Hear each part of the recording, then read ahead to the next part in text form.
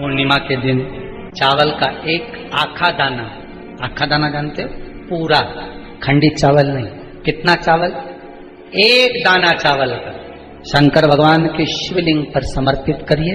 एक बेलपत्र जिसका डंडी का मुख अपनी ओर हो, जहां से चावल चढ़ाया है, उस चावल के ऊपर अपनी कामना कर रख दीजिए और चंद्रमौली भगवान का स्मरण करिए। कौन से भगवान? शंकर भगवान का सर्वश्रेष्ठ सुंदर नाम है चंद्रमौली। चंद्रमौली भगवान का स्मरण करिए, अपनी कामना कर बेलपत्र समर्पित कर शिव जी पर एक लोटा पानी, एक जल पात्र समर्पित करो, कलश से जल चढ़ा दीजिए, नयनों में वो जल लगाकर अपनी कामना कर वापिस घर को आइए। अगली पूर्णिमा आएगी, जो कामना करी है मेरा चंद्रमौली भोलेनाथ से। शिरडी शिवाय नमस्ते दोस्तों, जैसा कि दोस्तों आप सब जानते हो, कल है रविवार का दिन और रविवार के दिन पड़ रही है पूर्णिमा तिथि, जो कि बहुत ही खास और विशेष होती है। बस दोस्तों, आपको एक चावल का दाना और एक बेलपत्र से अचूक उपाय करना है। दोस्तों, यदि आप इस उपाय करते हो ना, तो जो भी आपकी मनोकामना होगी वो मनोकामना आपकी अवश्य ही पूरी हो जाएगी। पूज्य गुरु जी कथा को सुनकर उपाय को अच्छे समझाने का प्रयास करेंगे। तो आइए दोस्तों, जानते हैं उपाय कैसे करना है। दोस्तों, पहला जो उपाय है वो है मनोकामना पूर्ति के लिए। यदि आपकी कोई विशेष मनोकामना है, धन को लेकर, व्यापार को लेकर, नौकरी को लेकर, तो आप इस उपाय को अवश्य कीजिए। दोस्तों, इस उपाय को करने के लिए आपको सबसे पहले लेना है एक चावल का दाना। जो आप एक चावल का दाना लोगे ना, खंडित नहीं होना चाहिए, इस बात का ध्यान रखना। साथ ही आपको लेनी है एक बेलपत्र भी कहीं से कटी पट्टी नहीं होनी चाहिए। दोस्तों, इस उपाय को आपको शाम के समय करना है, यानी कि प्रदोष काल के समय। आपको अब चले जाना है शिव जी के मंदिर में। शिव जी के मंदिर में जाकर सबसे पहले आपको उत्तर की तरफ मुड़कर खड़ा होना है और एक चावल का दाना जो आपके पास है वो आपको चंद्रमौली महादेव का स्मरण करते हुए शिवलिंग के ऊपर आपको समर्पित कर देना है। अब जो आपके पास बेलपत्र है, बेलपत्र को अपने सीधे हाथ की हथेली पर रखना है, भगवान से प्रार्थना करनी है, अपनी मनोकामना कहनी है। जो भी आपकी मनोकामना है भगवान से कहिए और बेलपत्र को आपको जहाँ चावल का दाना चढ़ाया था वहीं पर आपको बेलपत्र को चावल के दाने के ऊपर ही समर्पित कर देना है। और जब आप बेलपत्र चढ़ाओगे ना शिवलिंग के ऊपर, तो आपको मन ही मन चंद्रमौली महादेव का स्मरण जरूर करना है दोस्तों। उसके बाद आपको भगवान को प्रणाम करके विनती करके आपको अपने घर पर आ जाना है। तो दोस्तों, छोटा सा विशेष उपाय है, इस उपाय को अवश्य कीजिएगा। जो भी आपकी मनोकामना होगी वो मनोकामना आपकी अवश्य ही पूरी हो जाएगी।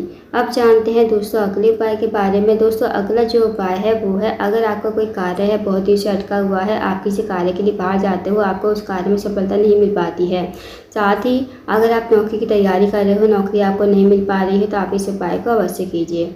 इस उपाय करने के लिए आपको एक लोटा जल लेना है तांबे के पात्र में। साथ ही आपको लेना है 2 कनेर के फूल, जो पीले कलर के होते हैं ना, वो आपको लेने हैं। अब दोस्तों, आपको चले जाना है शिव जी के मंदिर में। शिव जी के मंदिर में जाकर सबसे पहले आपको एक लोटा जल शिवलिंग के ऊपर श्री शिवाय नमस्तुभ्यम कहते समर्पित कर देना है। अब दोस्तों, जो आपके पास 2 कनेर के फूल है, 2 कनेर के फूल को आपको अपने हाथों में रखना है। भगवान से प्रार्थना करनी है कि हे महादेव, मेरे जीवन का ये कार्य है बहुत दिन से अटका पड़ा है, आप मेरे कार्य को पूर्ण करें। तो आपको ऐसी प्रार्थना विनती करते हुए आपको 2 कनेर के फूल शिवलिंग के ठीक ऊपर समर्पित कर देना है श्री शिवाय नमस्तुभ्यम कहते हुए। फिर आपको भगवान को प्रणाम करके विनती करके आपको अपने घर पर आ जाना है। तो दोस्तों, इस उपाय को भी करके देखिएगा, जो भी आपका कार्य अटका पड़ा है वो कार्य आपका पूर्ण हो जाएगा। अब जानते हैं दोस्तों अगले उपाय के बारे में। दोस्तों, अगला जो उपाय है वो भी मनोकामना पूर्ति के लिए है। यदि आपकी कोई विशेष मनोकामना है, धन को लेकर, व्यापार को लेकर, नौकरी को लेकर, या फिर आपका कोई कार्य है बहुत दिन से अटका पड़ा है, तो आप इस उपाय को अवश्य कीजिएगा। दोस्तों, इस उपाय को पूर्णिमा तिथि के दिन किया जाता है और किसी दिन आपको इस उपाय को नहीं करना है। तो आपको इस उपाय करने के लिए सबसे पहले एक लोटा जल लेना है तांबे के पात्र में। साथ ही आपको लेनी है 5 बेलपत्र, जो कहीं से कटी फटी खंडित ना हो, और एक कमलगट्टा आपको लेना है। कमलगट्टे को आपको लोटे के जल में डाल देना है। जो 5 बेलपत्र है वो भी आपको लोटे के जल में डाल देने हैं। और इस उपाय को आपको शाम के समय यानी कि प्रदोष काल के समय करना है। अब दोस्तों, आपको शाम के समय लोटे के जल को लेकर चले जाने शिव जी के मंदिर में। शिव जी के मंदिर में जाकर आपको चंद्रेश्वर महादेव का नाम लेते हुए शिवलिंग के ऊपर इस जल को समर्पित कर देना है, आपकी मनोकामना कहते हुए। जो भी आपकी कामना है, मनोकामना कहिए और इस जल को चंद्रेश्वर महादेव का नाम लेते हुए आपको शिवलिंग के ऊपर समर्पित कर देना है। फिर आपको चंद्रेश्वर महादेव से विनती करनी है कि हे महादेव, मेरा ये कार्य है बहुत दिन से अटका पड़ा है, आप मेरे कार्य को पूर्ण करवाएं या फिर मेरी ये मनोकामना है, आप मेरी मनोकामना को पूर्ण करें। तो दोस्तों करके देखिएगा पूर्णिमा तिथि के दिन इस उपाय को। जब अगली कार्तिक पूर्णिमा आएगी ना, उससे पहले आपकी जो भी मनोकामना होगी वो मनोकामना आपकी अवश्य ही पूरी हो जाएगी, या जो भी कार्य आपका अटका पड़ा है वो कार्य आपका पूर्ण हो जाएगा। तो दोस्तों इस उपाय को अवश्य कीजिएगा। अब जानते हैं अगले उपाय के बारे में। दोस्तों अगला जो उपाय है वो पूजी कुर्जी पद्य मिश्रा जी ने गर्भवती नारियों के लिए बताया था। जो भी महिला गर्भवती है तो आप इस उपाय को अवश्य कीजिए।